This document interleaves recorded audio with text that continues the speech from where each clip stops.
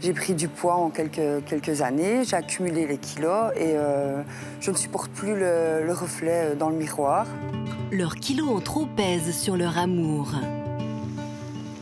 Je me trouve pas jolie, je me trouve grosse. Je me demandais qu'est-ce qui pouvait me trouver, puisque je savais que j'étais différente des autres filles. Je ne voulais plus sortir, j'avais peur qu'il ait honte de moi. Je me suis complètement renfermée sur moi-même. À cause de leur surpoids, leur couple est en danger. Il n'y avait plus de bisous, il n'y avait plus de câlins, il n'y avait plus de relations sexuelles, ou très peu. Se dévoiler, elle a vraiment du mal aussi, donc c'est vrai que des fois ça se passe mal. Je suis fatiguée aujourd'hui de me battre contre mon poids, d'essayer de sauver mon couple. J'espère que le déclic va venir, que voilà, je vais trouver une solution pour me retrouver moi. Sylviane, s'il est venu sur le plateau, c'est qu'il y a de l'amour. Sinon, il ne serait pas venu.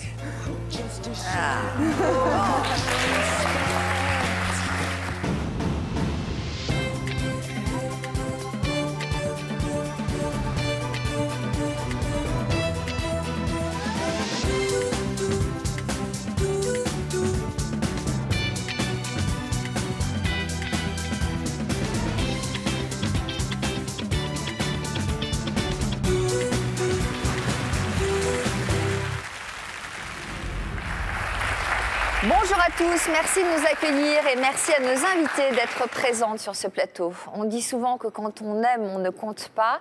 Cet adage s'applique à la vie de nos invités, sauf peut-être pour les kilos et pour cause. Leurs courbes sont devenues aujourd'hui une affaire de couple. Qu'elles soient complexées par leur forme ou que leur mari n'assume pas leur nouvelle silhouette, le poids est devenu source de discorde. Alors pour tenter de leur venir en aide, nous avons aujourd'hui fait appel à un duo d'experts. Rien que ça, Frédéric Farigou, notre psychothérapeute de couple, ainsi que notre diététicien Nicolas Sailluc. Donc, normalement, il devrait en ressortir quelques conseils judicieux. Et puis, en fin d'émission, vous retrouverez un personnage qui a marqué toute une génération, Corbier, qui nous donnera de ses nouvelles dans l'histoire continue. Mais d'abord, ouvrons notre première partie, kilos en hausse, couple en berne. Et nous allons nous intéresser au témoignage de Sylviane. Bonjour Sylviane. Bonjour.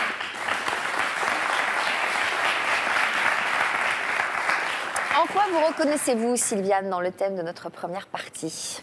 Eh bien, aujourd'hui, mon couple est en péril par rapport à ma prise de poids. Ma prise de poids qui a été due à un cancer et forcément une chimio avec beaucoup de cortisone. Donc, aujourd'hui, oui, mon couple est en péril. Alors, votre idylle avec Pascal a débuté en octobre 2007. Vous étiez comment physiquement à cette époque? Je faisais 52 kilos, voire j'allais entre 52 et 55. Donc j'étais mince. Pour 1 mètre combien? 1m55. D'accord. Vous vous êtes mariée en juin 2010. Hélas, 1 an à peine plus tard, une mauvaise nouvelle est venue. En juillet 2011, j'ai appris donc, que j'avais un cancer au poumon. Vous êtes fumeuse? J'étais une grosse fumeuse. Donc tout a basculé. Tout a basculé, pas par la prise de poids, puisqu'elle n'a pas été de suite, la prise de poids, mais par la maladie, puisqu'il a fallu opérer très rapidement. Donc j'ai été opérée en octobre, on m'a enlevé de lobe du poumon droit. Et ça a été suivi d'un long séjour en centre de rééducation respiratoire, puis d'une chimio, une chimio adjuvante, qui a été pour moi très difficile. Les effets secondaires ont été très difficiles à supporter, donc en continu, j'ai été perfusée sous cortisone pour les effets secondaires. Voilà. Donc, cortisone, et quand on prend de la cortisone, on gonfle. Faire un régime sans sel, Alors oui, on gonfle de partout, c'est une horreur. Alors forcément, je n'ai pas fait de régime sans sel à ce moment-là.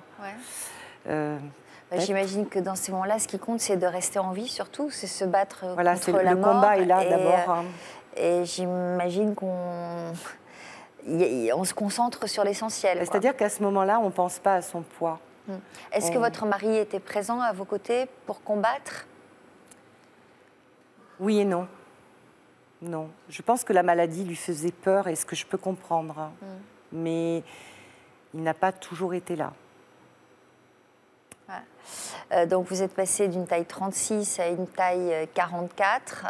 J'imagine que vous n'avez pas forcément bien vécu cette transformation de votre corps? Non, parce que le corps, mon corps s'est modifié, beaucoup de ventre, le visage bouffi, le double menton. Enfin, quand forcément on fait un 36 et qu'on se voit, on voit son corps changer du jour au lendemain comme ça, on a beaucoup de mal à... C'est dur, c'est dur. Mais l'important, c'est que vous allez bien et que vous êtes entré en rémission en avril 2012.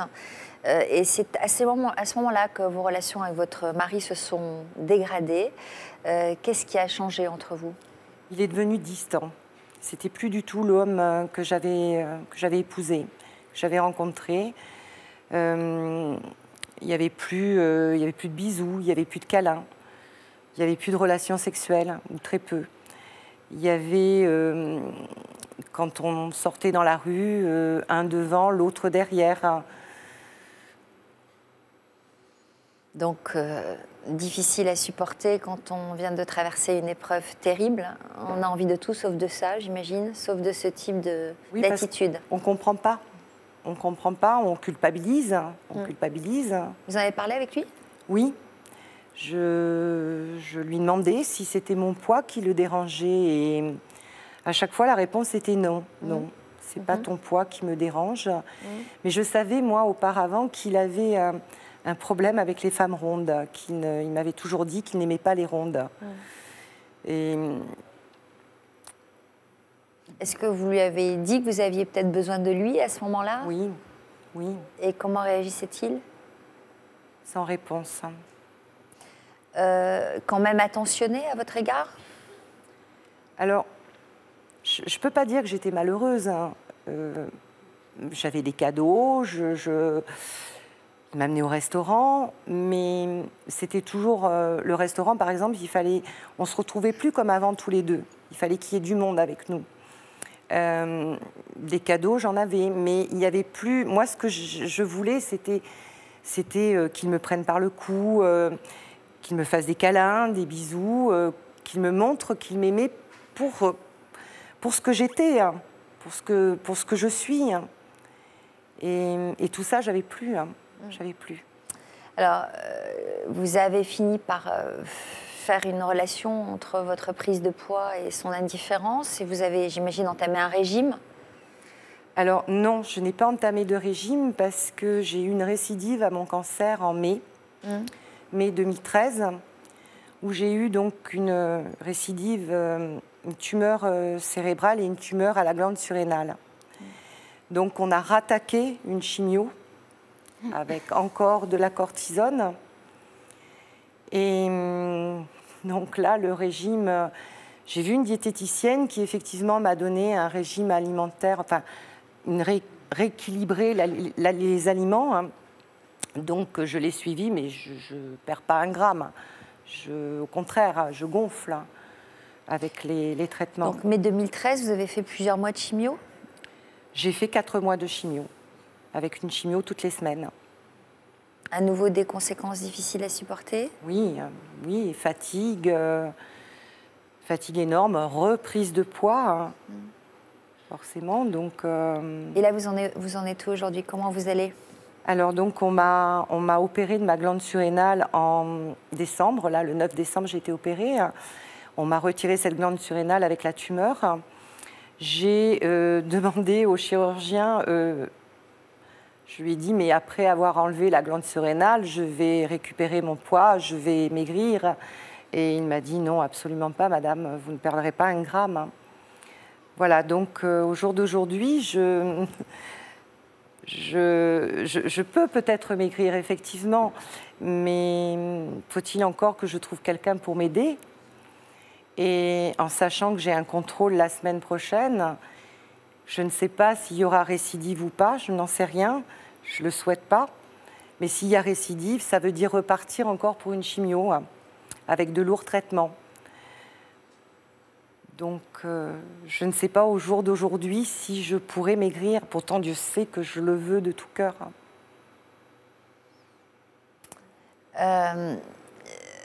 Vous en êtes où avec votre mari aujourd'hui? Alors, mon mari, il y a un mois, à force de lui demander si c'était mon poids qui le dérangeait, a fini par m'avouer que oui. Oui, c'était mon poids, oui, il ne supporte pas les rondes, il ne peut pas. Est-ce qu'il réalise le combat que vous êtes en train de mener? Je pense qu'il le réalise. Enfin, je ne peux pas parler à sa place. Je pense qu'il le réalise, mais il n'en a peut-être pas forcément. Il n'a peut-être pas forcément conscience de la maladie pour laquelle je suis en train de me battre, contre laquelle je suis en train de me battre. Et je suis fatiguée aujourd'hui de me battre contre mon poids, de me battre contre mon couple, d'essayer de sauver mon couple au lieu de passer du temps à combattre la maladie. Parce que je ne le fais pas depuis 2 ans. Je ne me bats pas contre la maladie. Je me bats contre mon couple pour essayer d'arranger les choses. Il est temps de saluer en tout cas Frédéric et Nicolas. Une première réaction au témoignage de Sylviane. Je suis touchée par le témoignage de Sylviane parce qu'effectivement, vous l'avez dit très justement, vous avez à vous battre sur 2 fronts alors que vous ne devriez avoir à vous battre que par rapport à la maladie. Mais il est vrai que votre couple est relativement récent et que c'est peut-être les premières épreuves que vous avez à traverser ensemble. Et en couple, dans les épreuves, a des réactions. Et là, en l'occurrence, je pense qu'il y a dans votre couple un manque de dialogue sur le ressenti face à la maladie, comment vous vivez les choses. Et effectivement, peut-être il n'a pas vraiment conscience du combat que vous avez à mener, qui est un combat vital. C'est pour votre vie. Et qu'à un moment donné, la question du poids peut être au second plan. Et qu'effectivement, vous avez plus besoin de vous mobiliser ensemble pour faire face à la maladie, d'avoir besoin de ce soutien et de ce réconfort, plutôt que de chercher à perdre du poids pour l'instant, alors que ce n'est peut-être pas la priorité. Donc je pense qu'avec restaurer un dialogue et qu'il puisse s'exprimer aussi, parce qu'il a le droit d'avoir du mal à vivre votre maladie, parce que c'est compliqué d'accueillir la maladie dans le couple. C'est pas forcément ce qu'on avait envie de vivre, ni vous ni lui, et vous le subissez comme lui le subit, mais vous en premier lieu dans votre corps. Ouais, donc l'amour et la tendresse, c'est des ingrédients aussi importants que la chimio. On en a tellement besoin. Exactement. Tellement besoin d'un geste tendre, d'un bisou, de toutes ces choses qui vous font voir que vous êtes peut-être belle à ses yeux, même avec vos rondeurs, et peut-être qui me permettraient de perdre un peu de poids. Peut-être. Dans cette situation, je crois que le désir de perdre de poids, ça me fait toujours penser à cette difficulté de désirer quelque chose, parce qu'on ne désire pas les choses essentielles. Et je ne suis pas convaincu que c'est parce que vous auriez perdu du poids que l'essentiel serait présent. Et je crois que les choses essentielles ne se désirent pas. Il faut se rappeler du mythe de Midas. Et du coup, les choses essentielles doivent se vivre dès le présent et peut-être réfléchir vers quelque chose qui va plus dans ce que vous êtes, la personne que vous voulez être, beaucoup plus que d'être dans « quand j'aurai perdu du poids, j'aurai retrouvé l'amour, j'aurai retrouvé tout ça ». Peut-être dégagez-vous de ça pour pouvoir revivre l'essentiel et aussi dans la vie de couple, il se rejouera quelque chose. Je pense que d'être aimé me fera perdre du poids. J'en suis convaincue. Voilà. Est-ce qu'on peut l'accueillir quand on est trop focalisé sur la perte de poids? Oui.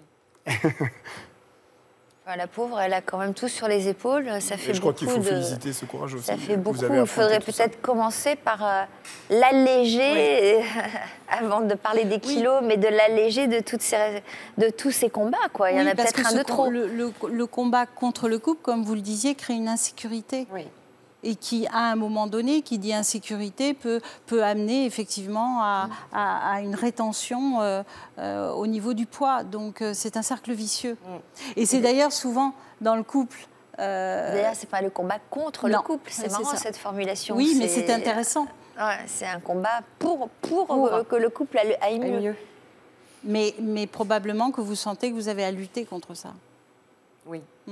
Et que ça vous en rajoute une Bon, en couche. tout cas, vous avez bien fait de venir, Sylviane. Et on va discuter avec votre mari tout à l'heure.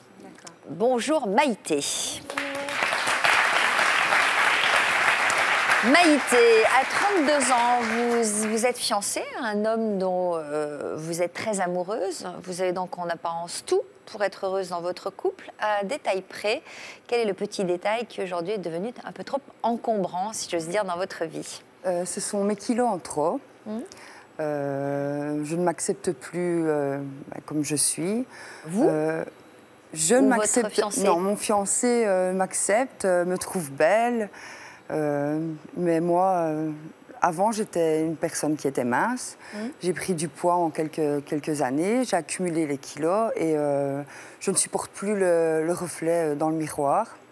Alors, donc, vous pesiez combien avant, pour quelle taille, et vous pesez combien aujourd'hui, si je peux vous le demander? Bon.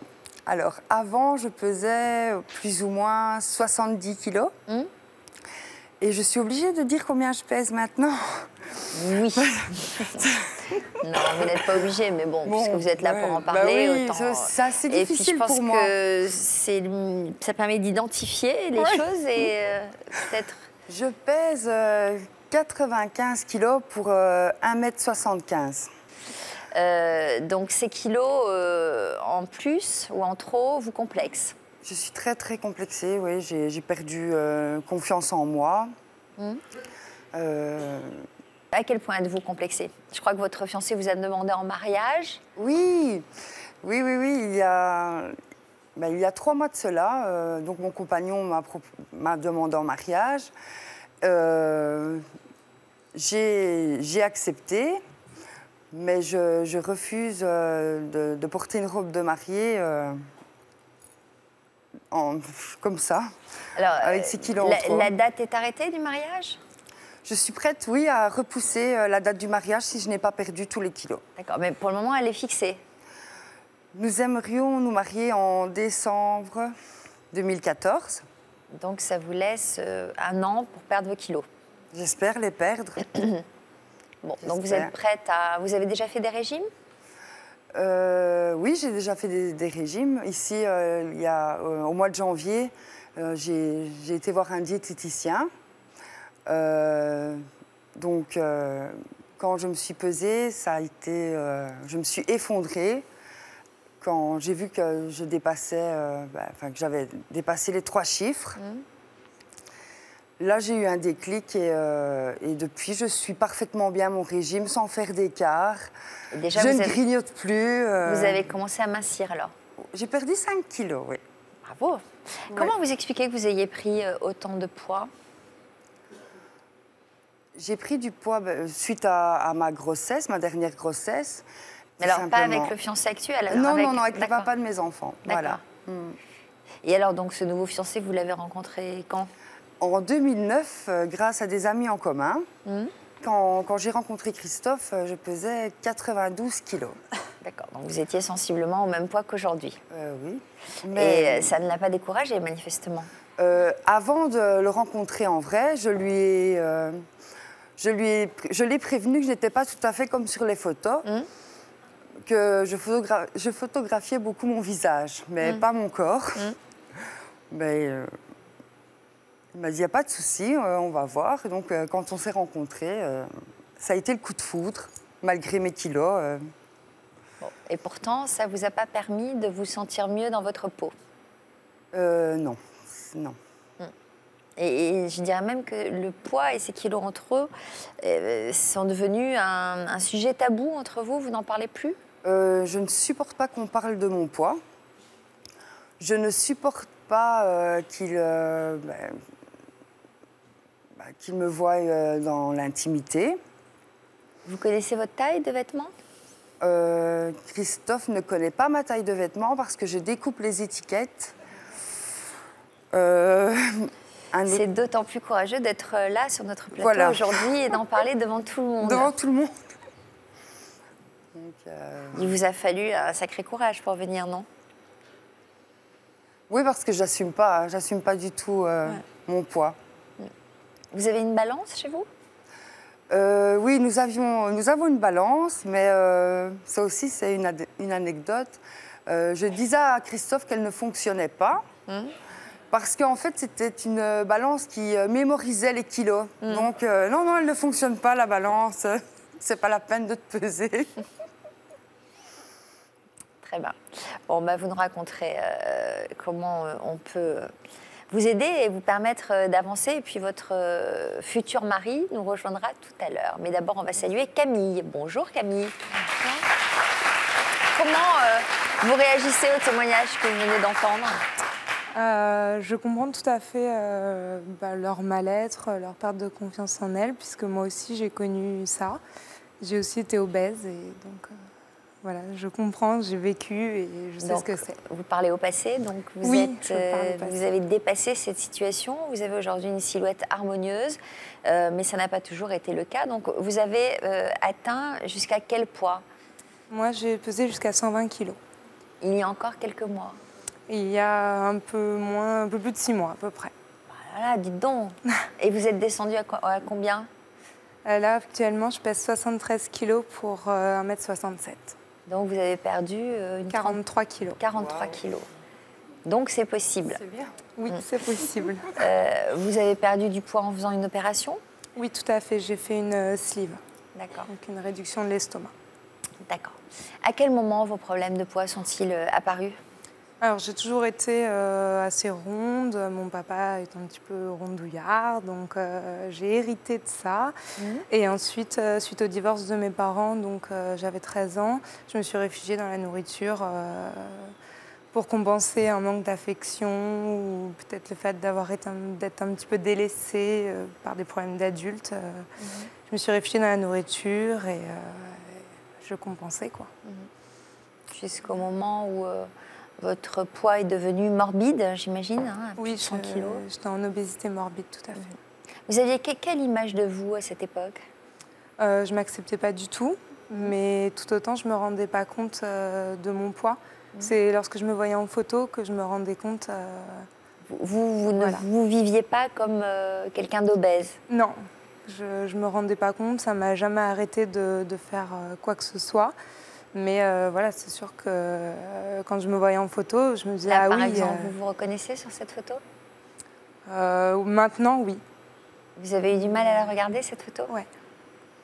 Oui, pour moi, c'est pas moi.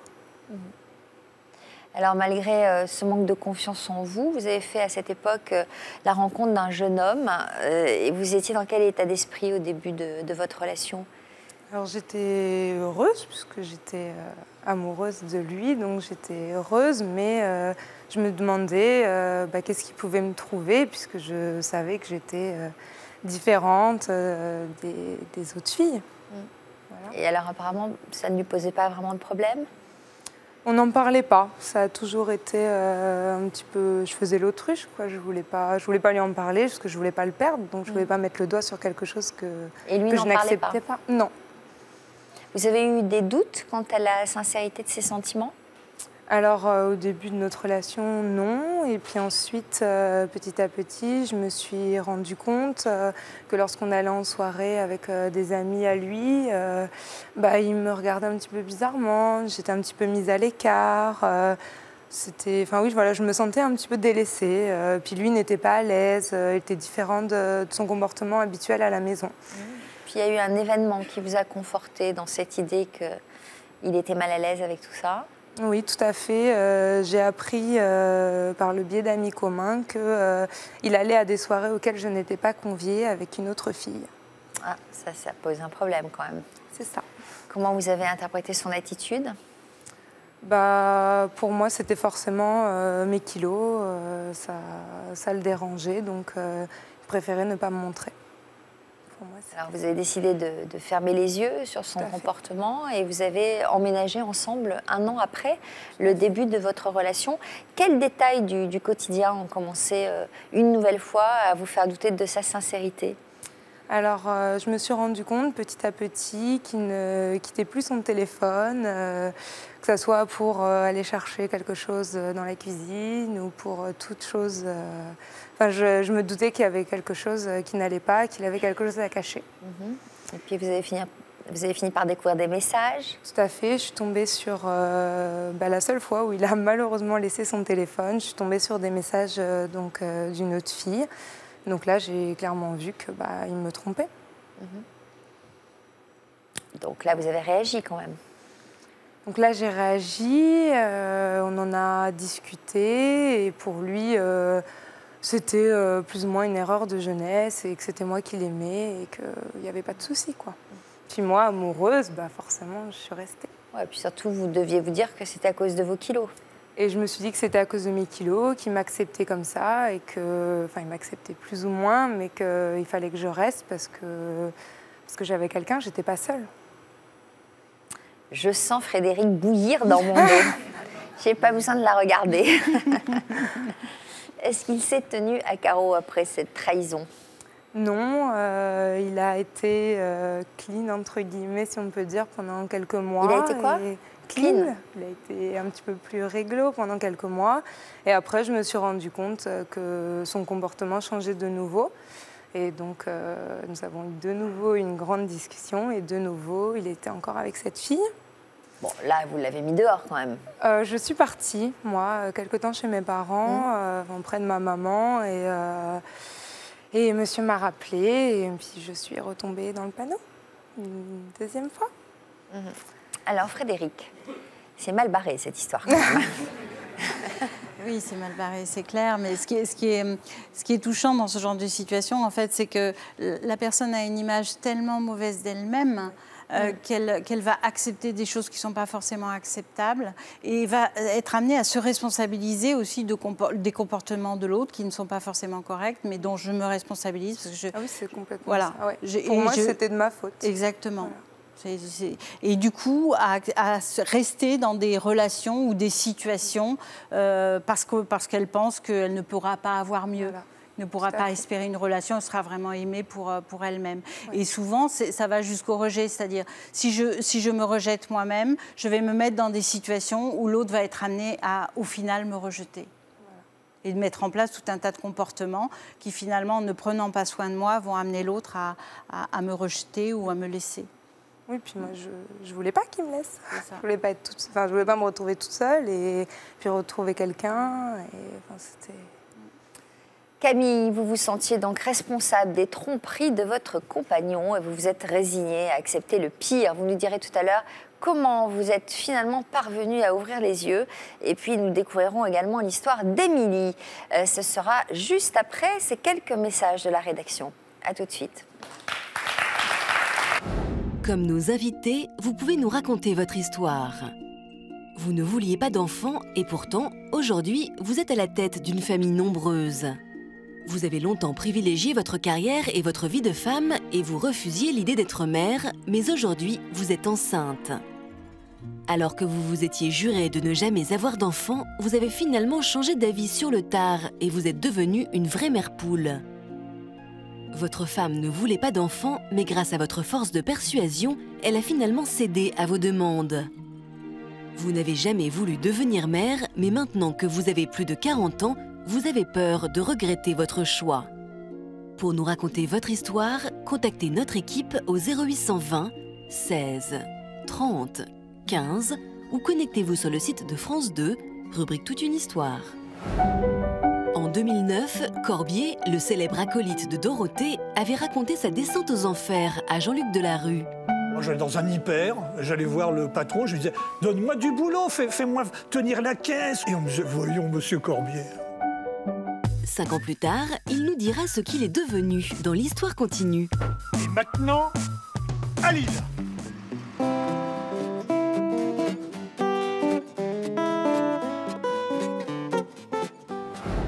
Comme nos invités, vous pouvez nous raconter votre histoire.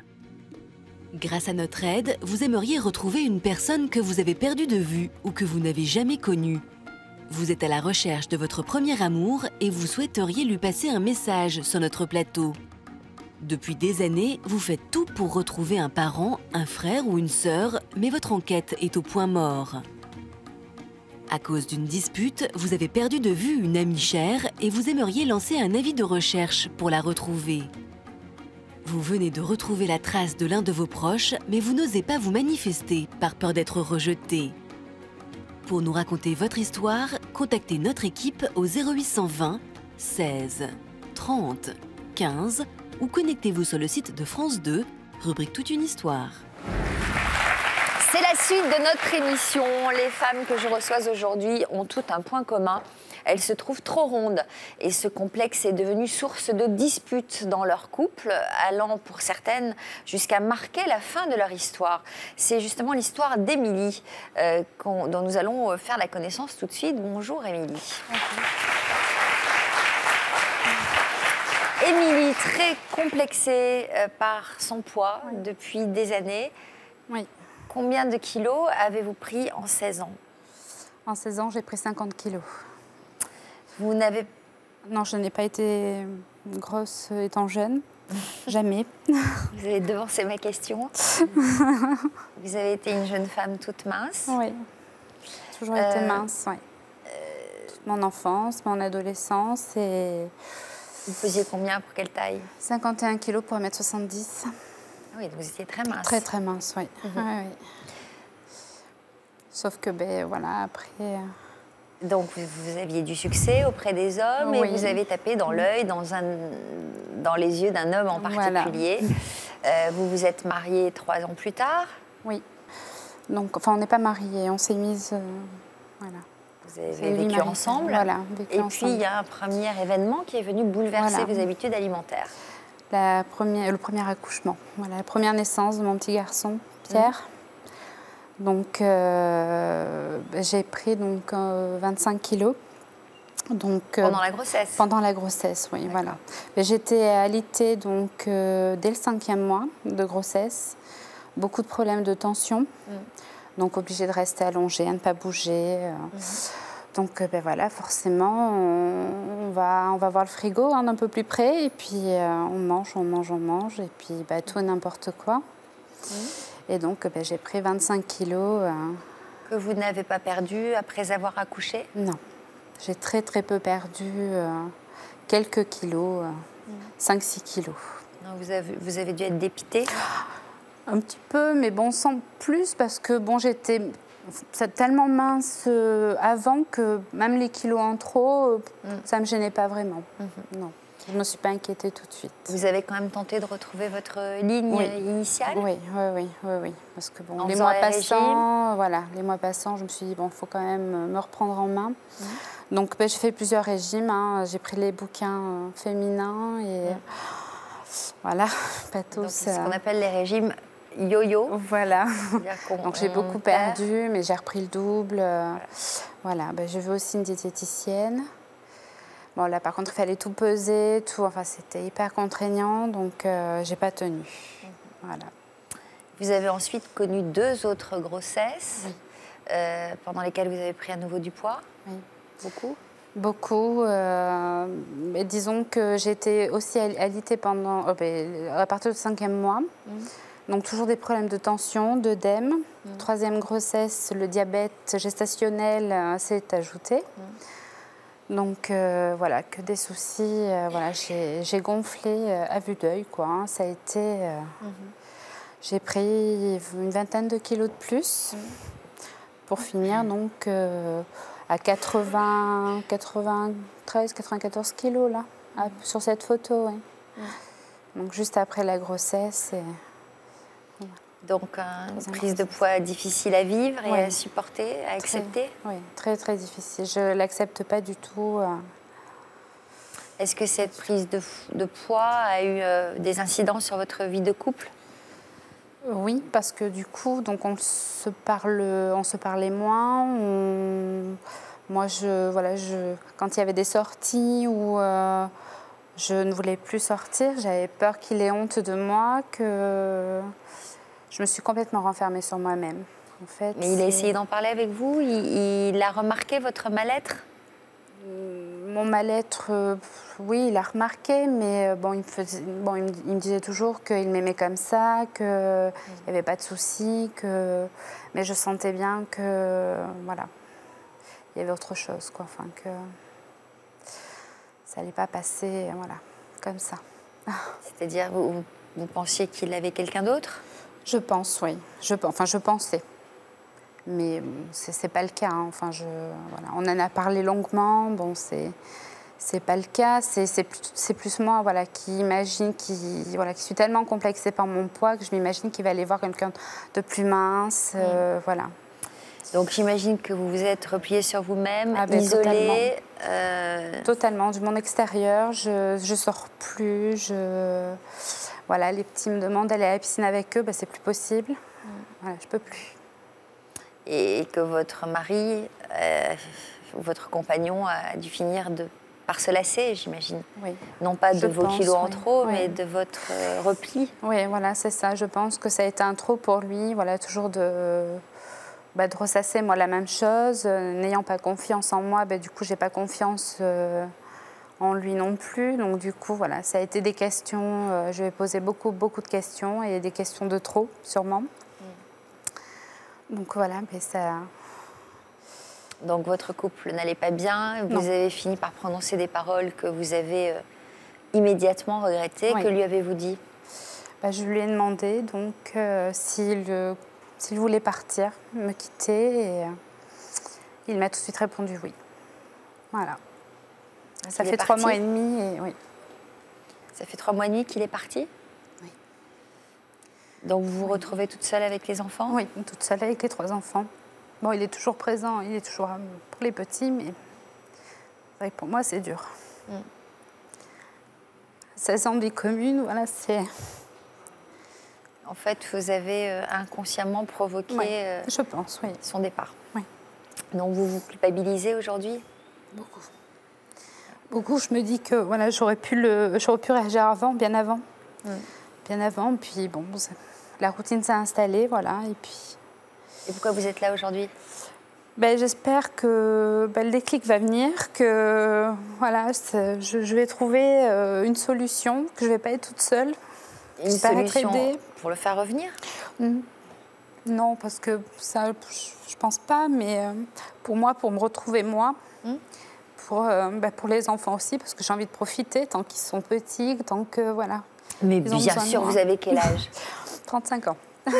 Vous avez bien fait de venir, mais vous allez voir que ça va être un super déclic d'être venu sur le plateau, n'est-ce pas, Nicolas? Oui. je réfléchissais, comment digérer cette FEM, mais F-I-N ou F-A-I-M, hein. Oui, c'est ça. Finalement, il y a les deux qui se rejouent. Après, pour vous aider au maximum dans ce désir de perdre du poids, il faut d'abord quand même bien clarifier cette idée émotionnelle, que ce soit assez stable pour commencer un régime, je dirais. Une fois qu'on a enlevé toute la problématique de gestion des émotions par la prise alimentaire, on est dans un comportement un peu plus serein vis-à-vis de la nourriture. Donc du coup, on peut entamer des régimes sans être dans trop de restrictions. Parce que plus vous allez tomber dans des restrictions énergétiques, plus vous allez multiplier les petites prises alimentaires sur l'ensemble de la journée. Ces petites prises alimentaires sur l'ensemble de la journée vont vous faire culpabiliser, vont vous faire l'impression de ne pas y arriver. Et si un événement émotionnel se rajoute par-dessus, pof, ça lâche tout. Donc la première des choses qu'il y a à faire, c'est faire un travail sur on va dire, la régulation des émotions. La deuxième chose, c'est de commencer le régime quand il est nécessaire, sans tomber trop dans des restrictions énergétiques, en écoutant bien les sensations du corps et les sensations de faim et de rassasiement. Et déjà, ça va supprimer tous les excédents alimentaires du quotidien. Et qui fait que ces excédents alimentaires du quotidien qui vont disparaître, votre corps, spontanément, lui, va redescendre par un phénomène presque de ricochet, en fait, sans y travailler dessus, parce que vous allez mieux vous apprendre à vous écouter, que du coup, il y a moins d'excédents, et parce qu'il y a moins d'excédents, le corps, lui, peut revenir. Après, quand vous avez un événement émotionnel, c'est du travail de régulation. Ça n'a rien à impacter sur le comportement alimentaire. Ça va être transitoire, ça va durer quelques jours, et puis après, ça va disparaître si vous travaillez sur la régulation des émotions et vous reprenez à une modalité alimentaire. Si d'un seul coup, vous liez toutes vos émotions, la prise alimentaire, la culpabilité, la peur de grossir, pof, vous inondez de partout les problèmes. Alors, donc, concrètement et simplement, c'est quoi le conseil ? Alors, apprendre à s'écouter, ça c'est le plus important. 2, faire toujours un travail sur les régulations des émotions. Et 3, je crois que ce qui est au cœur de tous les problèmes, c'est la communication et de parler. Quand vous dites faire un travail sur la régulation des émotions, ça veut dire quoi concrètement ? Ça veut dire oublier qu'il est parti et il faut être Je vais en pas connexion pouvoir, avec on l'a pas tout de suite. ce qu'on ressent. Je pense que ce qui est important aussi dans votre cas, ce que j'ai entendu, c'est l'isolement dans lequel vous vous êtes installé. Vous êtes coupé. Mais je suis coupée du monde. Voilà, de du monde, tout, de lui, de vous-même. Ouais. Et du coup, vraiment, avec le travail que vous conseille Nicolas, mais aussi avec le problème quand on a une mauvaise image de soi, on manque de confiance en soi, le réflexe défensif, on se coupe de tout ce qui pourrait nous faire du bien. Voilà, c'est-à-dire oui, les sorties, les amis, le sexe, tout ce qui pourrait créer du plaisir. Le sexe, Frédéric? Mais qu'est-ce que vous racontez? Mais souvent, quand on a une mauvaise image de soi, on a un problème avec l'intimité, on a du mal avec l'intimité, on a du mal à se montrer à l'autre. Donc tout ce qui pourrait nous faire du bien, on s'en prive. Donc je crois qu'il faut aussi, déjà, une rupture, c'est difficile. Donc vraiment, vous cocooner et faire des choses ou demander de l'aide à des amis pour sortir, pour bouger. Parce que tout travail par rapport au poids passe par le corps. Plus le corps est immobile, plus il est abstrait, moins on a une sensation dans le corps. Donc c'est bouger, c'est très important. Oui. Alors, bouger. Oui. Vous bougez? La Zumba. C'est bien. Vous faites de la J'ai Zumba? attaqué la Avec des Zumba. copines. C'est vrai? Oui. Avec des copines? Oui. Voilà. Super. C'est déjà un commencement. C'est ludique, Oui, on est voilà, avec oui. des copines, on Voilà. s'amuse. On s'oxygène, voilà, c'est ça fait du bien. Ouais. Se faire du bien, se faire plaisir, Ouais. aller chez le coiffeur, se maquiller, Voilà, oui. s'habiller. Comment vous êtes habillée pendant la journée? Voilà, tout est dit. Avoir envie de séduire. Voilà, oui. Alors, on va ouvrir la deuxième partie de notre émission, retrouver un équilibre. Et on va continuer avec l'histoire de Maïté, amoureuse de Christophe depuis 9 mois, mais complexée à cause de ces kilos qui sont devenus quand même un obstacle à l'épanouissement de votre couple, au point que vous êtes prête aujourd'hui à repousser votre mariage si vous n'avez pas retrouvé la ligne d'ici là. Alors, le témoignage de notre invitée doit vous rassurer, puisqu'elle a perdu tous ses kilos en 6 mois. Hein, donc, certes, elle a subi une intervention chirurgicale. Oui. Vous seriez prête à aller jusque-là? Bien sûr. Oui. Me faire opérer. Vous êtes prête à aller jusque-là? Jusqu'à me faire opérer pour repousser le mariage? ouais. Oui, bien sûr. Il y a quelques semaines, vous avez eu un coup de foudre pour une robe de mariée. Oui. Laquelle avez-vous choisie? C'était la robe de mes rêves. C'est-à-dire elle était magnifique. Une belle robe de princesse, la robe de mes rêves. Ouais.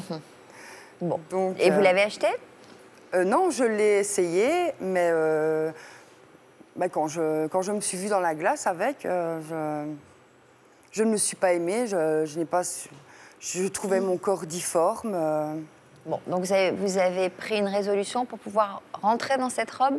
Oui, donc j'ai décidé de faire régime et de perdre tous les kilos qu'il faut pour. Là, déjà 5 kilos en combien de temps? Assez vite, là, vous les avez perdus? En plus ou moins 2 semaines, oui. En fait, je n'ai pas envie, dans 20 ans, de regarder les photos de mon mariage et de me voir comme ça.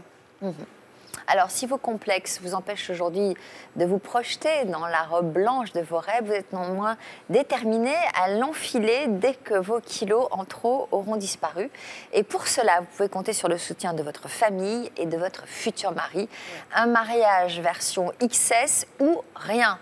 C'est le titre du reportage que nous vous avons consacré. Ça se passe en Belgique, à Marcinelle.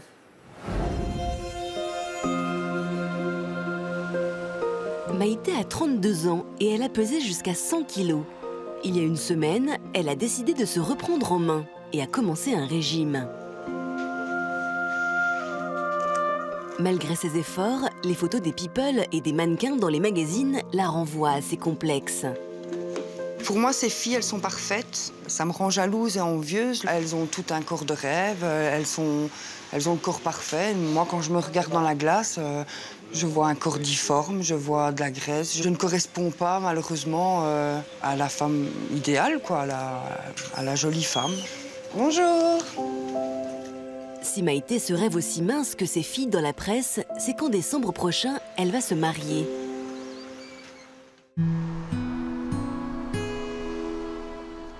Bonjour! Bonjour. Vous désirez? Je vais regarder pour une robe de mariée. Si un modèle qui vous plaît, on l'essaie sans problème. D'accord. Ce que ça donne. C'est gentil, merci. Même si elle a encore du mal à se projeter dans son mariage à cause de son surpoids, elle s'autorise à faire quelques essayages de robes. Je pourrais essayer celle-ci. Sans problème. Si vous avez ma taille. Oui, on passe en cabine.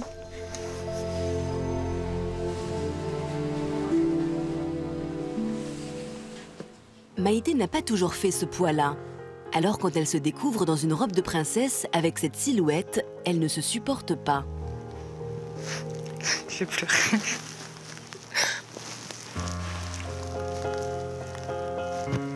Je le trouve pas jolie. Je le trouve grosse. Ce que je n'aime pas, c'est la graisse, les bourrelets, l'épaisseur de mon corps. Enfin, je ne suis pas une belle mariée. C'est important pour moi d'être la plus jolie et plus mince possible ce jour-là parce que tous les regards seront posés sur moi. Si je ne perds pas tous les kilos qu'il faut, je serai prête à repousser le mariage, voire même ne pas me marier.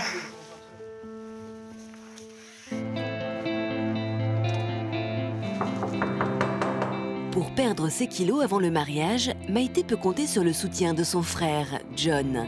Coucou ma sœur. Salut mon frère. Ça va? Ça va toi? Ouais, bien, rentre. Alors, quoi de neuf? Mais ça va, très bien, et toi? Ben ça va, je pense que j'ai perdu 5 kilos. C'est vrai, bravo. Si ma balance fonctionne bien. C'est très bien. Ben oui. Et le régime, ça va, tu le suis bien? Oui. Explique-moi. J'ai pas encore craqué. Très bien. Ouais. John est également au régime et il a entrepris de coacher sa sœur. Donc voilà. Alors la première chose, ma sœur, primordiale, c'est d'avoir une photo de soi quand on était mince. Comme ça t'évite, si tu as des petits moments de faiblesse, d'aller dans le frigo pour aller grignoter n'importe quoi. Quotidiennement, je lui donne des conseils, justement. Tous les jours, on s'est au téléphone, on se dit ce qu'on a mangé, ce qu'on va manger, ce qu'on a envie de manger, qui n'est pas toujours très bien. Les hamburgers, on peut? Non, c'est un hamburger, on peut pas pour toi. On peut pas. Par contre, l'eau, hein, n'oublie pas, 1,5 litre d'eau. Alors, on va se faire motiver, on est ensemble, je te soutiens, ma chérie. Ça va aller. Allez. Ben, merci pour ces conseils. Avec plaisir. Bonjour mon amour. Bonjour mon bébé, ça va bien? Ça va et toi? Si le frère de Maïté comprend son désir de maigrir, pour son fiancé, Christophe, ces kilos en trop n'ont aucune importance. C'était ta journée? Bah oui. Ouais. Je suis allée essayer une robe de mariée. Ouais, et ça s'est bien passé? Je me sens pas très jolie dans la robe. Bah, tu racontes n'importe quoi, là. Bah, moi, je suis certain que t'es magnifique dedans. Quoi, c'est lié à ton poids ou quoi? Bah oui. Bah, moi, j'ai flashé sur toi comme tu es maintenant. Bah oui, je sais. Ouais, faut pas pleurer, ça va s'arranger.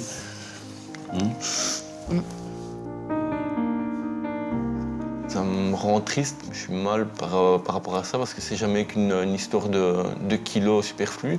Qu'elle soit comme ça, qu'elle soit avec 10 kilos en plus ou 20 kilos en moins, ce sera toujours Maïté. Je pense que plus elle aura ses kilos, moins elle se sentira bien dans sa vie, en fait. Si j'accumule encore des kilos, ben, je serai encore moins désirable. Et j'aurais peur qu'il me trompe ou qu'il me quitte. Mais Maïté rêve tellement de son mariage avec Christophe qu'elle fera tout pour atteindre son objectif. Moins 20 kilos d'ici le mois de décembre. Je suis motivée, je veux être la plus belle. Je suis certaine que je vais perdre tous mes kilos superflus qui me bousillent mon existence. Bah, tu vas y arriver. Oui, je suis certaine. Bah, ouais. T'es la meilleure, comme je te dis tout le temps.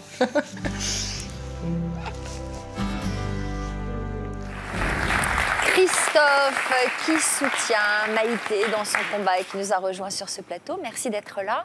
Ça a l'air de vous toucher, ouais, qu'elle soit si mal dans sa peau. Ouais, c'est clair, ouais, parce qu'il y a beaucoup de choses qu'on ne sait pas faire ensemble et qu'on doit, faire les magasins, tout ça, parce que même des cadeaux, parce que je ne peux pas lui offrir des cadeaux, en fait, c'est pas possible, des vêtements, parce que sa taille, je ne la connais pas. Quand j'achète des vêtements, ça ne va pas, parce que, étant donné que je ne connais pas sa taille. Alors, il y a plein de choses, d'activités, comme aller à la piscine. Ouais. Ça, c'est pas question. Question, je veux dire, relation de couple, se dévoiler, elle a vraiment du mal aussi. Donc, c'est vrai que c'est pas mal de choses qui font que, des fois, ça se passe mal, on va dire. Enfin, ça pourrait se passer mieux, on va dire. Alors vous êtes prêt à vous impliquer dans son combat contre les kilos? Oui, c'est certain, ça. Comment vous êtes prêt à le faire? Ben, tout d'abord, en la soutenant. C'est ce que je fais, je veux dire, tous les jours, en la motivant aussi. Et je lui ai proposé d'aller faire du sport, donc c'est-à-dire aller à la salle de sport et courir un petit peu. Et maintenant... Alors vous acceptez d'aller faire du sport? Non. Pourquoi? Parce que je veux bien y aller, mais sans lui, parce que dans les salles de sport, il y a pas mal de jolies filles minces. Donc, je préfère pas qu'il m'accompagne. Et vous pouvez faire du sport en dehors des salles de sport? Aller courir, trucs comme ça? Non? Oui, bah oui. Ensemble? Pourquoi pas? Pourquoi pas? Mais pas dans une salle. Voilà. Frédéric, qu'est-ce que vous pensez de l'attitude de ce couple? Est-ce que la question du poids dans une relation peut masquer peut-être d'autres peurs plus profondes? Oui, oui. Alors, je ne sais pas si c'est le cas de ce couple-là, mais c'est vrai que le poids souvent masque d'autres problématiques. Par exemple, il faut vraiment s'éloigner de l'idée si je maigris, ça va résoudre tous mes problèmes. C'est-à-dire que c'est pour ça que certains reprennent du poids, parce que ça ne résout pas forcément un problème en lien avec l'image de soi. Parce que l'image de soi, ce n'est pas seulement l'image physique, c'est l'image que l'on a de soi globalement. Donc c'est vraiment important de se dire, voilà, la perte de poids, c'est pas une fin en soi, c'est une étape du chemin vers un mieux-être. Alors, les peurs qu'on peut rencontrer, qui sont masquées par le problème du poids, ça peut être la peur de ne pas être à la hauteur dans la relation, ça peut être la peur d'exprimer ses émotions dans la relation, ou de ne pas être suffisamment aimable à ses propres yeux pour garder l'autre sur le long terme. Parce que, et du coup, je justifierai l'échec de la relation par cette prise de poids ou par le fait que j'ai des kilos en trop. Donc effectivement, ça peut masquer des choses qu'on a du mal à exprimer. Et c'est pour ça que c'est moi avec les couples que je reçois où il y a cette problématique du poids, souvent ça cache autre chose. Mais ce que madame disait, c'est vrai, quand on a de l'amour et qu'on a de l'affection, etc., ça nous motive pour perdre du poids. C'est vrai. Mais ce qui est important de dire, c'est qu'effectivement, ça nous motive, et de dire au conjoint, c'est-à-dire que souvent les conjoints, ils banalisent le problème du poids. Ils se disent, mais c'est pas si grave que ça. Oui, mais c'est grave pour la personne qui a le problème avec l'image de soi. Donc, voilà. C'est pour ça qu'on n'en parle jamais, au fait. Sauf aujourd'hui. Oui. Oui. Moi, ça fait 2 jours que je connais son poids, donc... C'est vrai. Sylviane, suite à un cancer des poumons et à une tumeur à la glande surrénale, vous avez pris 15 kilos et il y a un mois, votre mari vous a avoué que votre poids le dérangeait. À quel point êtes-vous aujourd'hui inquiète pour l'avenir de votre couple? Alors, il faut savoir que mon mari, lors d'une relation avec une autre femme, l'a trompé à cause de son poids. Donc, au jour d'aujourd'hui, j'ai peur. C'est lui qui vous a dit ça? Oui. Donc, j'ai peur, bien évidemment. J'ai peur qu'il aille voir ailleurs, comme on dit. J'ai peur. Bon, on va tenter de comprendre ce que ressent votre mari de son côté, car il est avec nous aujourd'hui.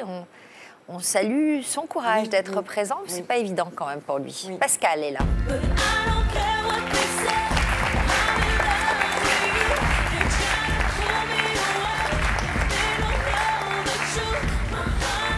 Bonjour. Pascal, bravo de l'avoir accompagnée, en tout cas, parce qu'elle a besoin de vous, je pense, en ce moment, particulièrement. C'est pas évident, dites-vous, d'être ici? Non. Pour quelle raison? On se sent un peu... Comment dire? Accusé, peut-être? Voilà, un peu ça, un peu jugé, un peu... Voilà. Alors justement, on va vous donner la parole et Mais bon, c'est vrai que vous êtes conscient du combat qu'elle mène. Oui, au point de vue de la maladie, surtout, oui. Ouais. C'est ça qui a un peu tourné le couple. Ouais. Alors, vous n'avez jamais caché à Sylviane que vous préférez les femmes minces? C'est vrai. J'ai toujours préféré une femme mince. Chez une femme ronde, je trouve pas mon plaisir, quoi. Je veux dire, je trouve pas ça naturel. C'est pas mon... Donc là, ces rondeurs vous posent un problème ou vous comprenez qu'en ayant pris les traitements qu'elle a pris... Oui, je comprends très bien qu'avec les traitements, c'est normal qu'elle ait pris ce poids, que tout cet excédent. Mais bon, c'est vrai que je l'accepte pas trop non plus, quoi. Ouais. Et est-ce que vous avez conscience que pour se battre contre cette maladie, elle a besoin de vous, de votre tendresse, de votre affection, de vos bras, de votre proximité? J'ai essayé plusieurs fois de venir un peu vers elle, mais c'est vrai que on est un peu repoussé parce qu'elle a perdu aussi un peu confiance en elle. Même pour point de vue sexe, c'est vrai que je suis allé un peu vers elle. Il suffit que je pose la main là où il ne faut pas, ça part, voilà. Alors, après, c'est blocage. On sourit, c'est vrai, mais c'est certainement très douloureux à vivre pour vous de cette situation. Et délicat d'en parler, bien sûr, sur un plateau de télévision. Mais j'imagine que la maladie, c'est les traitements, les kilos en plus, mais c'est aussi être mal dans son corps. C'est pas facile, justement, de s'exposer au regard de celui qu'on aime dans ce type de situation. On en revient toujours à dire, si on se sent aimé, on s'accepte. Et les choses se passeraient peut-être différemment. Alors là, il va vous répondre qu'il vous aime, oui, mais justement, je n'aime pas la rondeur, donc comment avancer, je ne sais pas. Le problème. Alors, en fait, vous avez du mal à être attiré physiquement, mais j'imagine que l'amour que vous lui portez est au-delà du physique. Je l'aime toujours, ça, il n'y a pas de souci, je ne la quitterai pas pour autant. Et pourtant, elle ne se sent pas aimée. Donc, je crois que peut-être que moi, le problème... quand on aime aussi, quand la personne a pris 20 kilos, on l'aime, on n'aime pas forcément que pour un physique, on aime pour ce qu'elle représente. Et, Vous êtes d'accord avec ça? Oui, mais il y a toujours le surpoids qui me gêne, malgré tout. Alors, c'est une situation difficile, douloureuse, hein, ça c'est sûr. Frédéric, une réaction? Déjà, je pense que ce qui est compliqué, c'est que vous allez renvoyer à Sylviane ce qu'elle ressent elle-même par rapport à son corps et à son poids. Donc vous avez déjà du mal, ce qui est tout à fait légitime avec cette prise de poids rapide. C'est compliqué de changer de corps comme ça si rapidement et de faire face à cette image de soi. Donc je pense que il y a le comportement de votre conjoint, mais il y a aussi le rejet que vous avez de vous-même à un moment donné. Comme si voilà, à partir du moment où il a dit ça, de toute façon, je ne peux être que rejeté. Donc il est probable aussi que vous fermiez. C'est ce qu'il exprime dans les approches. Il dit bien que les rondeurs le dérangent. Oui, donc bien. Comment voulez-vous avoir des relations sexuelles avec quelqu'un qui vous dit que les rondeurs le dérangent? C'est impossible. Le problème, c'est que vous ne vous réduisez pas à vos rondeurs. Vous restez Sylviane. Et oui. Voilà. Moi, j'en suis consciente. Je ne sais pas. Si. Ok, bon. Alors, à ce moment-là, qu'est-ce qui fait que quand il vous touche à certains endroits de votre corps, comme il l'exprimait, vous Parce que je ne sais pas pourquoi il vient vers moi. Okay. Je ne sais pas si c'est parce qu'il a envie de moi, de mon corps, ou si c'est tout simplement comme ça. Je ne sais pas. Donc je pense qu'il y a entre vous, alors là c'est compliqué on ne va pas faire une thérapie de couple ici, mais il y a un dialogue vraiment à renouer pour que chacun puisse s'exprimer par rapport à son ressenti, par rapport aussi à cette évolution que la maladie a impacté dans votre couple. Vous êtes passé d'un état, d'un couple comme on l'a vu sur les photos, très, très glamour, etc., à vivre avec cette maladie. Et peut-être, probablement, vous, c'est difficile d'accepter aussi que votre femme soit malade. Effectivement, oui. Oui. Donc c'est important voilà, de renouer un dialogue pour dire comment chacun a vécu ça et peut-être si vous avez du mal, si vous êtes dans une situation de blocage, vous faire aider aussi. Pour pas rester dans, voilà, s'il dit ça, il n'y a pas de solution possible. Si, il y a des solutions. Mais voilà, d'entendre la parole de chacun et comprendre aussi peut-être vous pourquoi c'est voilà vous employez des mots surplus, c'est des mots étranges, c'est-à-dire que là on parle plus de personne, on parle il y a un côté objetisé dans votre manière de parler du poids. Donc ça, je pense qu'en vous faisant aider, ça peut débloquer la situation dans laquelle vous êtes. C'est tout à fait possible. Est-ce que vous faites encore des choses tous les deux? Parce qu'elle me disait tout à l'heure que quand vous allez au restaurant, vous n'y allez même plus tous les deux. Si, ça nous arrive d'y aller tous les deux, mais c'est pas souvent. Effectivement, je reconnais. C'est comme si vous aviez peur d'engager un dialogue. Oui. On vous sent très fermés tous les deux. Vous êtes fermés sur votre visage, autant l'un que l'autre, repliés, comme ça, fermés.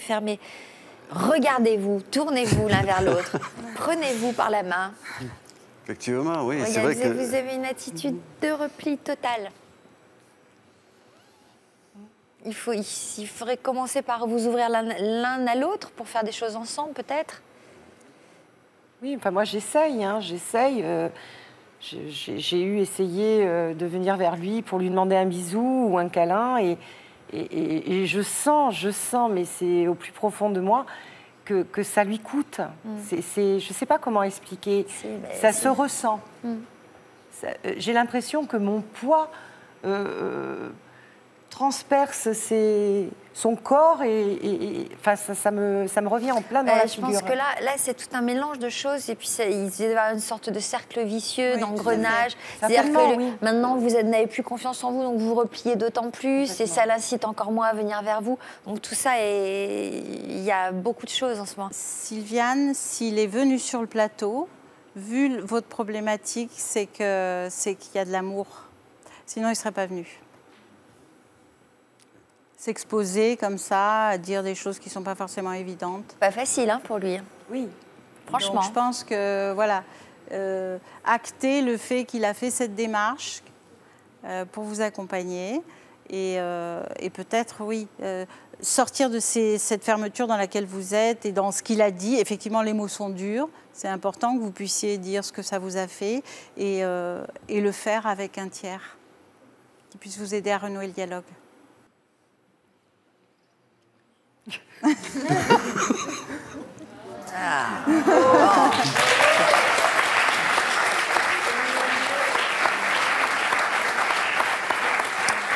Oh, mais ça fait du bien. Alors ça, c'est ce qui peut vous arriver de mieux, ces larmes. Je vous jure que ça va vous... Ça fait beaucoup à supporter quand même. Les traitements, la maladie, ça, je reconnais que elle a vraiment besoin de vous. Je reconnais que là-dessus, elle a été forte aussi sur la maladie. Ouais, et puis là, elle craque un peu, c'est normal. C'est quoi ces larmes? Ras-le-bol. Oui. Trop plein. Le trop plein, sûrement. Trop plein. Un petit quelques jours ensemble dans un endroit sympa. Un bisou.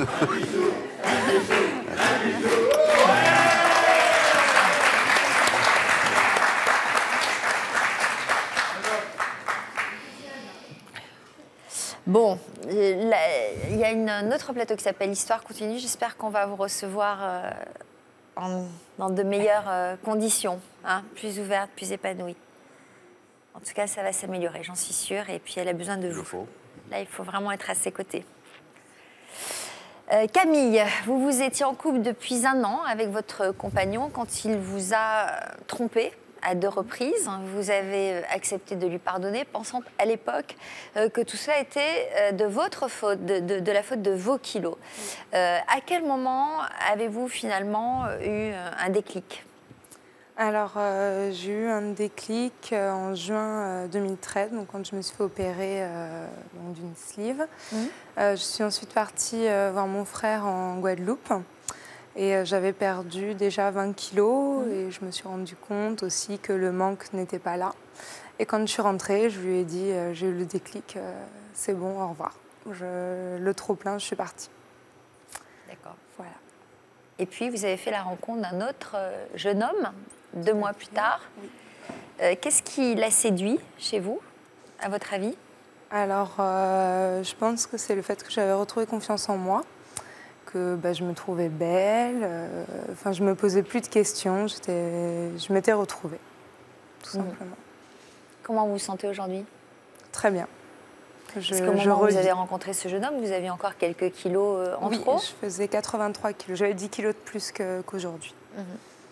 Mais ça ne m'a pas dérangé du tout. Et donc aujourd'hui, vous êtes toujours ensemble? Bah oui. Au point qu'il vous a accompagné. Il s'appelle Clément et nous l'accueillons sur ce plateau.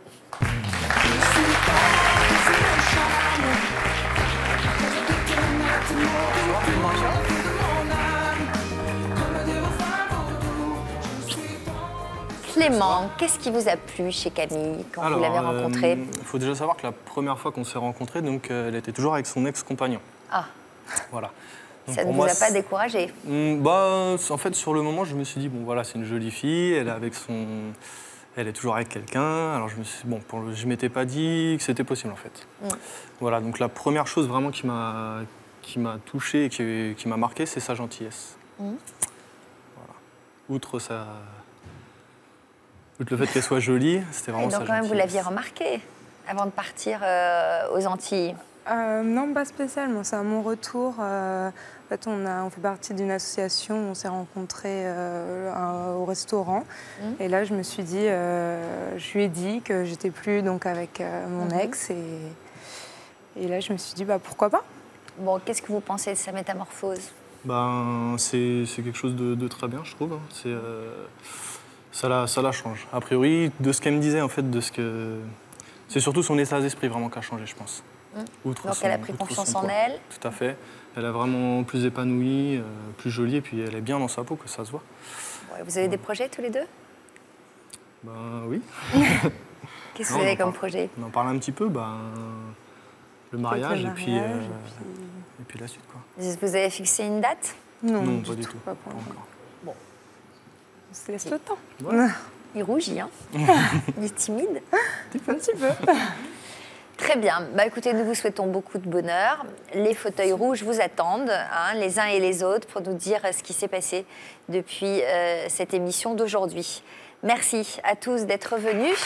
Merci à nos experts. C'est aussi un témoignage de combat que vient nous délivrer mon invité d'aujourd'hui. Son visage est loin de vous être inconnu. Vous le retrouviez tous les après-midi en rentrant de l'école. Jusqu'à ce jour, ça fait longtemps que je ne vous ai pas vu, moi. Vous allez bien? Très bien, et vous? Ça va? Alors, jusqu'à ce jour d'octobre 1996, où il a décidé d'arrêter le petit écran pour retourner à ses premières amours. Un long chemin semé d'embûches l'attendait. C'est ce qu'il est venu nous raconter la première fois. Et je propose tout de suite de vous découvrir où vous en êtes aujourd'hui. Corbier, bonjour. Je suis ravie donc de vous recevoir sur ce plateau. Jean-Luc, vous avez reçu le 7 janvier 2009 dans une émission intitulée « Ils ont tourné la page de la célébrité ». Vous en étiez où à cette période de votre vie? J'étais assez mal parce que j'avais fait une hémorragie interne assez lourde. Ensuite, quelques mois après, j'avais fait une péritonite. Oh là là. Et puis surtout, je ne travaillais pas et ça, c'était très, très ennuyeux. Ouais. Et puis, j'avais l'impression que les gens qui auraient pu m'aider à continuer mon chemin artistique se moquaient totalement que j'existe ou pas. Et je ne savais pas où aller, je ne comprenais plus rien à ce métier que je faisais pourtant depuis l'âge de 18 ans. Donc vous avez traversé une période difficile, les rendez-vous quotidiens de Récréa 2 puis du Club Dorothée vous ont permis de toucher le cœur de millions d'enfants. Vous jouiez quel rôle au sein de cette troupe? Je faisais le faire-valoir de Dorothée, ça m'allait très bien. Moi, je n'ai jamais cherché à faire star. Quand quelquefois, il m'arrive que des journalistes parlent de moi en disant « Corbier, vous êtes une star », ça me fait rire. C'était pas moi, la star. La star, c'était les dessins animés, c'était Dorothée, c'était mes copains les musclés, mais pas moi. Moi, j'étais juste à côté de Dorothée et je faisais l'andouille. Et ça m'allait très bien comme ça. Vous avez travaillé avec William Lémergie. Bien sûr, bien sûr. Il était à l'antenne avec vous. Alors, c'est un type qu'on connaît mal, en fait, c'est vrai. Ouais. Et c'est un type étonnant, vraiment étonnant. Mais parce qu'il arrive à faire dire des choses aux enfants, par exemple, maintenant il ne le fait plus, mais qui étaient formidables. Il travaillait les enfants, il leur faisait faire des choses. Et puis c'est lui qui avait amené à la télé Cabu. Bon, c'est quelqu'un de bien. Hein. Bah oui. Alors, c'était Jacqueline Joubert qui vous avez mis le pied à l'étrier pour que vous travailliez dans cette émission. Et après avoir connu des années de gloire, vous avez décidé en 1996 de quitter le Club Dorothée. Pour quelle raison? Parce que je m'y emmerdais copieusement. Ouais. C'est-à-dire que ce n'était pas l'émission elle-même qui m'ennuyait, c'était le fait qu'il y avait des gens à la direction de la chaîne qui nous diffusaient qui avaient décidé qu'il fallait que je me coupe la barbe. Alors, à mon sens, ces gens ne connaissaient absolument rien au métier du spectacle. Est-ce qu'on imagine Brassens sans moustache? Est-ce qu'on imagine Maurice Chevalier sans son canotier? Moi, j'avais une grosse barbe. Me la faire raser, c'était me tuer. Alors donc vous avez gardé la moustache, la barbe et le canotier. Oui, j'ai gardé la guitare. Ouais, j'ai gardé tout et j'ai préféré foutre le camp parce que je n'avais plus rien à faire avec ces gens-là. Alors après des années d'une célébrité qui commençait à vous peser, vous avez décidé de reprendre le chemin de la scène, un retour qui fut quand même assez difficile. Comment se défaire de cette image d'animateur rigolo? Quel fut l'accueil des professionnels? Avant de découvrir si vous avez finalement retrouvé votre place d'artiste à part entière, on va regarder d'abord un extrait de notre précédente émission.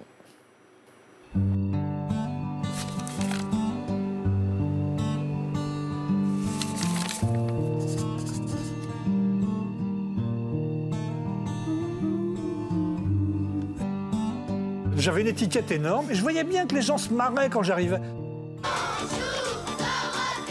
Après son succès avec le Club Dorothée, Corbier s'était confronté au désamour du public. Il y a eu toute une période où on n'était plus aimé du tout. Même détesté, montrer du doigt, un peu moqué. Ouais. Et moi, je fais pas ce métier pour qu'on m'aime pas. Alors, je me suis senti vraiment malheureux. J'ai commencé à avoir des problèmes dans ma petite tête. Mes 3 neurones ne tournaient plus ensemble. Et j'étais obligé de partir. Corbier avait alors connu un passage à vide, difficile à accepter. Qu'est-ce qui vous a arrêté juste après avoir arrêté la télé? J'ai un peu vidé ma cave. Je fumais énormément. Enfin, pourquoi vous aviez besoin de vous protéger, de vous mettre dans un état second comme ça? Mais parce que je m'emmerdais, c'était devenu extrêmement grave, puisque je ne pouvais pas travailler. Personne ne me confiait de travail. Alors j'allais dans un hyper, j'allais voir le patron, je lui disais « Donne-moi du boulot, fais-moi tenir la caisse ou décharger. » Et on me disait « Corbier, voyons, monsieur Corbier. » Je me disais, ça va, à un moment, ça va se déclencher. On va me proposer du boulot, ça va repartir, voilà. Mais ça ne se déclenchait pas du tout. Non, pas du tout. C'était terrible. Mais pour Corbier, impossible pour autant d'abandonner la musique. Moi, mon métier, avant la télé, c'était de chanter avec ma guitare partout. Je continue. Maintenant, les choses se sont un peu remises en place. J'ai la chance d'avoir une excellente famille. On était un noyau très, très soudé.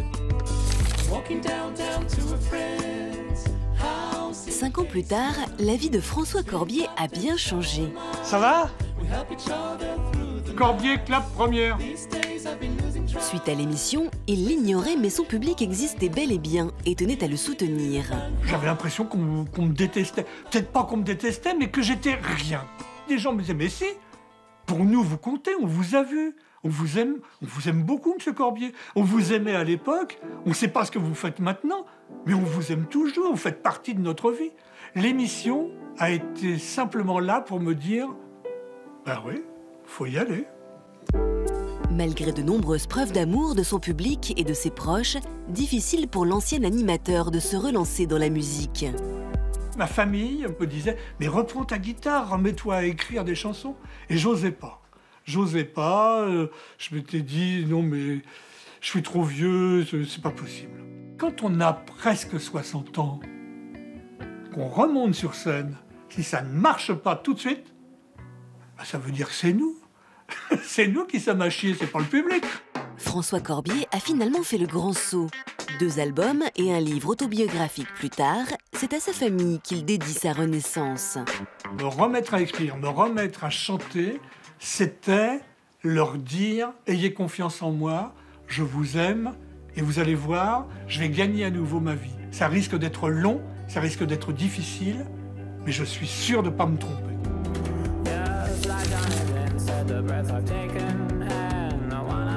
Eric, son guitariste et ami, ainsi que Wilfried, son fils, ont vécu avec lui sa descente aux enfers.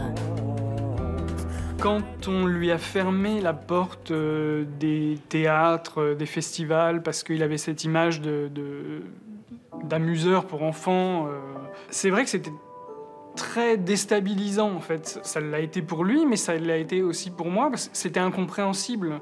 Mais malgré tout, il n'était pas dépité, quoi. Il y a toujours une lueur d'espoir chez François, toujours. Une période difficile durant laquelle il a heureusement pu compter sur ses proches. Doune, son épouse, je pense qu'elle a joué un rôle très très important à cette époque. On a aidé avec nos moyens en fait, avec notre amour, avec notre présence. Une aide précieuse qui a aidé François Corbier à retrouver la scène. Quand on est musicien, aller sur scène, c'est primordial. C'était d'autant plus difficile pour François parce que finalement, quand on regarde bien, il ne sait faire que ça. Il a besoin de monter sur scène pour vivre. Il a besoin d'écrire des chansons. Il a vraiment un talent d'écriture et ça, c'est bluffant et c'est quelque chose qui me rend fier. Il est maintenant vachement heureux, quoi. Il est pleinement épanoui dans son métier qu'il a retrouvé. En tout cas, on l'apprécie pour ce qu'il sait faire.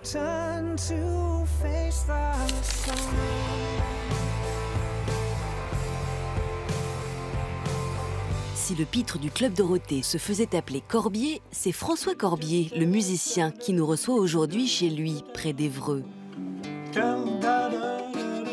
François s'apprête à sortir son 3e album. C'est donc naturellement en musique que nous le retrouvons. Et je profitais du brouillard, de la cohue, du bruit du quai, pour entrer dans le lupanar du pas traînant des foutriquets.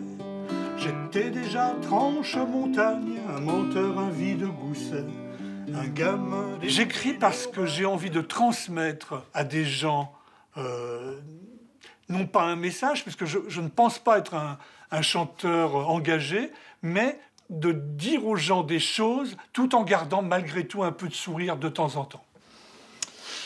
Faut que je te montre quelque chose. Mais une chose est sûre, à 69 ans, François n'a rien perdu de son enthousiasme. Avec fierté, il nous montre les affiches de ses derniers spectacles. Ce que j'aime, c'est leur rapport avec les gens. Et de sentir qu'ils sont d'accord avec ce que je leur raconte. Ils ont envie de s'amuser de mes bêtises, dont je les donne avec plaisir. Et maintenant, à Lille.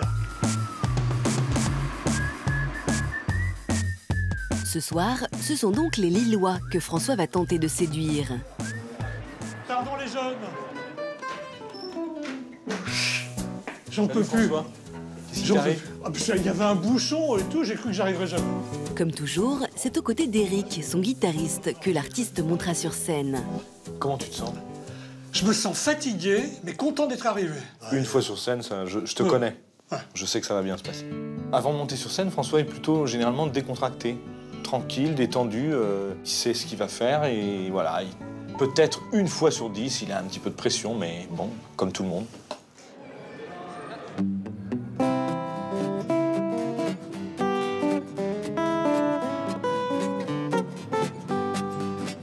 Les chanteurs de l'ossuaire ne manquent pas de talent. Le Corbier, en fait, sur la scène, ça nous évoque beaucoup de choses. Je regardais le Club Dorothée comme tous les enfants de ma génération et ça fait plaisir de le voir ici à Lille.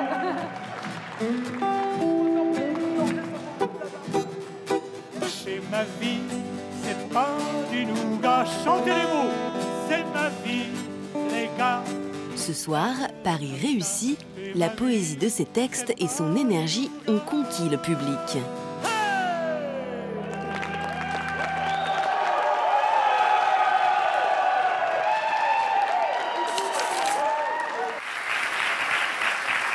Super guitariste là qui vous accompagne. Il est super bon. Éric Gombard est un formidable guitariste, mais vraiment, il est tout à fait capable de faire du folk ou du jazz des années 50. Bon. Et puis, plein de choses. Enfin, c'est vraiment un magnifique musicien. Et puis, c'est un très, très bon copain. Quand je suis fatigué, il est là. Alors, souvenir de votre précédent passage à toute une histoire, vous en avez gardé quel souvenir? C'est tout à fait curieux parce que Jean-Luc était un homme qui m'aimait bien. Alors, je sentais bien qu'il voulait m'aider, et puis moi, je ne savais pas quoi lui dire parce que j'étais persuadé que tout le monde... voilà, j'avais fait mon temps, c'était fini. Voilà, c'était fini. J'étais encore un peu jeune pour que ça s'arrête, mais c'était comme ça. Bon. Alors, je suis venu à l'émission, mais je ne pensais pas que ce serait très, très intéressant, que ma présence n'avait pas d'importance. Et puis, Jean-Luc a réussi à me convaincre. Il regardait Récréa 2, Jean-Luc? Je pense qu'il a fait regarder les émissions pour enfants, comme beaucoup de personnes. Et alors, un jour, il vous a croisé dans la rue? Ouais, j'étais un peu fatigué. C'est la période où j'étais un peu... Enfin bon, je ne veux pas reparler de ça, mais j'étais pas bien, quoi. Et alors, Jean-Luc, j'étais à une terrasse de bistrot, normal, où voulez-vous que je sois. Et Jean-Luc passe, il était en train de téléphoner, et il lève les yeux, et hop, il ferme le téléphone, il le met dans sa poche, et il vient vers moi, il vient me dire bonjour. Et je me suis dit, oh bah alors si ce type qu'on voit tous les jours à la télé vient me dire bonjour, c'est que je dois exister encore un peu. Et curieusement, quelques minutes plus tard, la même chose avec Maxime Le Forestier, avec lequel j'étais allé chanter dans les usines avec Moustaki et lui en 68. Donc je dis, mais alors les gens m'aiment bien quand même, le métier m'aime bien, j'en revenais pas. Vous avez bien fait de vous asseoir à la terrasse de ce café. Dans quel état d'esprit étiez-vous en abordant l'émission? Je venais raconter mes misères, mais en même temps, j'avais un peu honte, parce que c'est pas bien de se répandre. Moi, je pense que lorsqu'on a eu la chance d'être un peu connu, de bien gagner sa vie, de faire de beaux voyages avec des gens plutôt gentils, venir se plaindre après, il y a quelque chose d'indécent. Donc, j'étais pas très à l'aise. Je venais, mais ça me gênait un peu. Ouais, enfin, en même temps, l'argent, vous ne l'avez pas volé et vous faisiez votre métier. Donc, oui, bien sûr, mais ça me gênait un peu, quoi. D'ailleurs, on me l'a reproché, des gens n'ont pas hésité à me le faire remarquer. Alors justement, vous avez eu quelle réaction après votre passage? Alors, de la part du public, ça a été formidable. Il y a eu, je ne sais plus de 2000 messages, peut-être 3000. Je ne voudrais pas exagérer, mais je crois que c'est dans ces eaux-là. Il y a eu vraiment beaucoup de messages de gens qui me disaient... Alors, vous y avez cru à ces messages de sympathie? Est-ce que vous avez fini par vous convaincre que vous étiez quelqu'un dans leur cœur, en tout cas, dans leur souvenir? Oui et non. C'est très bizarre, je suis très partagé vis-à-vis de ça. Vous n'avez jamais eu confiance en vous comme ça? Non.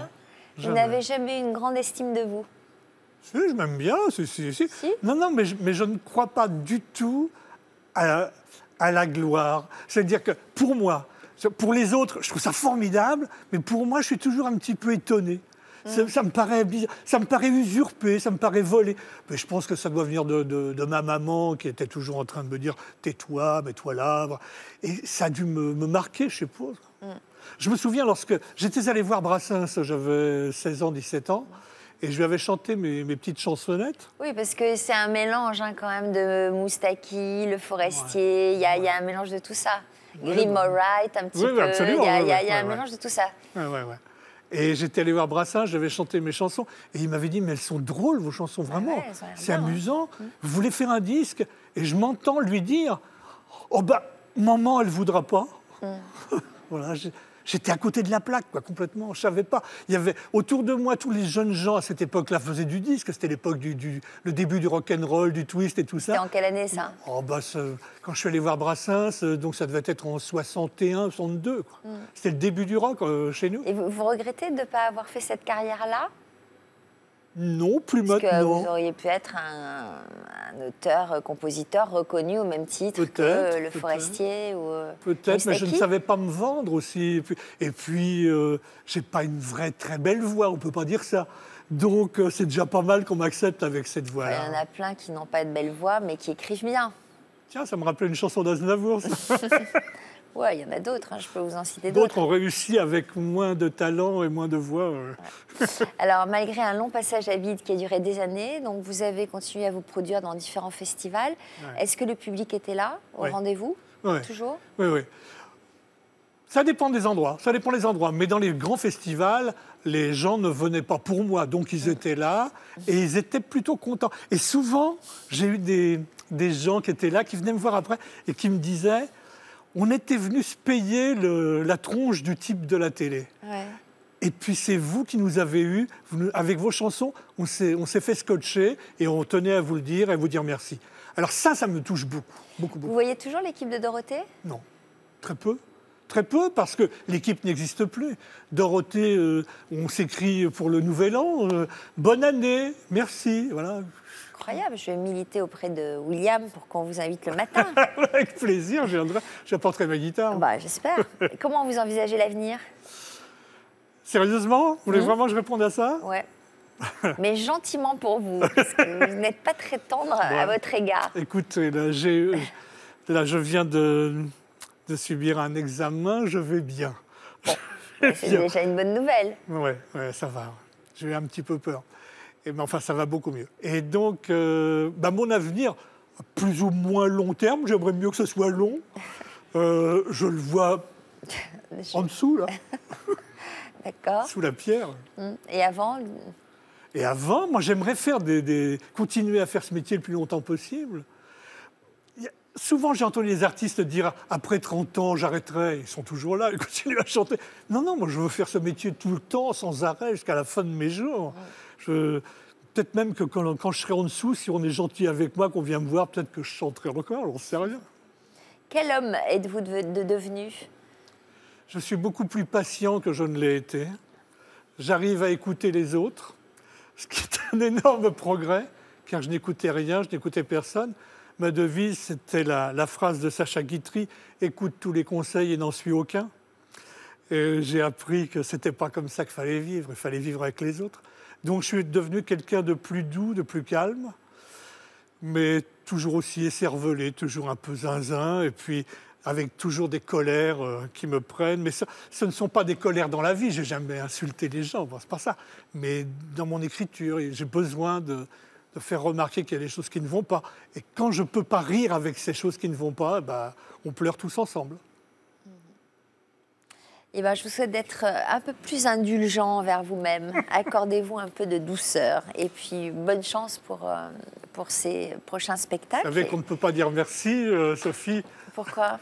Quand on souhaite bonne chance, on ne doit pas répondre. Bon, d'accord. Alors, je vous laisse signer le grand livre de l'histoire continue. Merci d'être revenu nous voir. Merci beaucoup. Merci à vous tous pour votre confiance, votre fidélité. À bientôt pour d'autres témoignages. Tout de suite, le sommaire de notre prochaine émission. Bon après-midi sur France 2. Et je chante.